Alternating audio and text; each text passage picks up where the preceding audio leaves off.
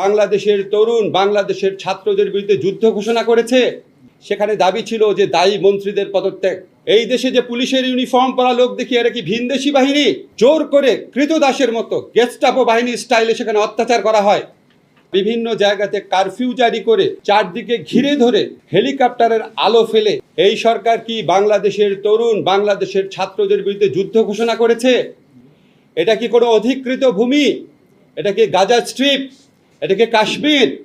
এই দেশে যে পুলিশের ইউনিফর্ম পরা লোক দেখি এরা কি ভিনদেশি বাহিনী? এরা কি আমাদের ট্যাক্সের বিনিময় চলে না?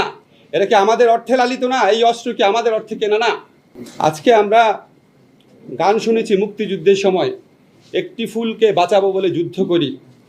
আজকে 6টা বাচ্চার ছবি যখন, শিশু বাচ্চার ছবি যখন বিভিন্ন জায়গায় ফেসবুকে দেওয়া হয়, 6টা ফুল ঝরে গেছে।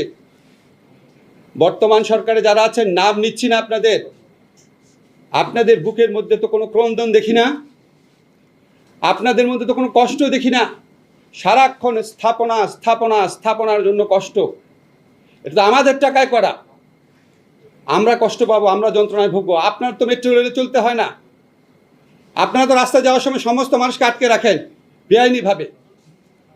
আজকে এই 6টা ফুল যে ঝরে গেছে, আজকে যে 19টা অপ্রাপ্তবয়স্ক মানুষ মারা গেছে, আজকে 21 জনকে বেওয়ারিশ লাশ হিসেবে দাফন করা হয়েছে। আজকে কালকে দেখলাম একটা মাকে ভিডিওতে রাস্তার মধ্যে কাঁদতে কাঁদতে আছড়ে পড়ছে যে আমার ছেলেটা কোনো আন্দোলনে ছিল না, বাজার করতে গেছে, তাকে গ্রেফতার করা হয়েছে। এই সরকার কি সমস্ত তরুণ কিশোরদেরকে গ্রেফতার করবে? আপনারা যে লক্ষ লক্ষ তরুণ কিশোর ছাত্রের বিরুদ্ধে দাঁড়িয়েছেন, তাদের অভিভাবক আছে, তাদের পরিবার আছে, তাদের সমব্যথী মানুষ আছে। 71 সনের যুদ্ধে আমরা প্রমাণ করেছি বাংলাদেশের হৃদয়ে গুলি করা হলে বাংলাদেশের প্রতিটা ঘর সেই যুদ্ধে যোগ দেয়। আজকে প্রতিটা ঘর থেকে ক্ষোভ, প্রতিটা ঘর থেকে সেই প্রতিরোধের আহ্বান। আপনারা এটাকে আর তুচ্ছ-তাচ্ছিল্য করেন না। কেন আন্দোলন হচ্ছে এগুলি বলে জাতির সাথে ঠাট্টা মশকরা করেন না। আন্দোলন হচ্ছে হত্যাকারীর বিচারের দাবিতে, আন্দোলন হচ্ছে গণরুম কেন্দ্রিক যে টর্চার সেল। পৃথিবীতে কোনো বিশ্ববিদ্যালয় আছে নাকি, চ্যালেঞ্জ করলাম, পৃথিবীতে কোনো বিশ্ববিদ্যালয় আছে নাকি যে বিশ্ববিদ্যালয়ের প্রতিটা ছাত্রাবাস টর্চার সেল রয়েছে? সেই টর্চার সেলে ছাত্রদের মৃত্যুর খবর আপনারা পেয়েছেন। জোর করে কৃতদাসের মতো গেস্টাপো বাহিনীর স্টাইলে সেখানে অত্যাচার করা হয়। এগুলি তো মিথ্যা কথা না, দিনের পর দিন পত্রিকাতে এসেছে। আজকে সেই গণরুম কেন্দ্রিক নির্যাতনের অবসান চেয়েছে ছাত্ররা। কেন আন্দোলন বুঝতে পারেন না? যেই উপাচার্য প্রক্টররা তাদের প্রতিরোধ করতে, তাদের প্রতিরক্ষা দিতে ব্যর্থ হয়েছে, জাহাঙ্গীরনগরে গেট লাগিয়ে দিয়েছে, এগুলো তো নতুন ঘটনা না। আজকে তাদের পদত্যাগের দাবি এসছে।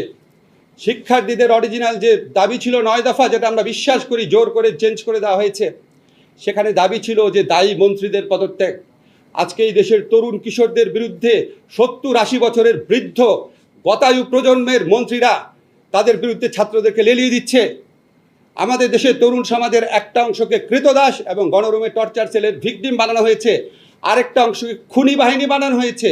এই প্রক্রিয়াতে যারা সরাসরি যুক্ত, যারা সরাসরি নির্দেশ দিয়েছেন, তাদের বিচার চেয়েছে। এটার মধ্যে অন্যায়টা কোথায়? ছাত্ররা কি বলেছে সরকারের পতন চাই? ছাত্ররা কি বলেছে নতুন নির্বাচন চাই? তারা তো এগুলি বলে নাই। আপনারা এই দাবি মেনে নিচ্ছেন না কেন? সমস্যা কি? আপনি যদি নিজে খুনি না হন।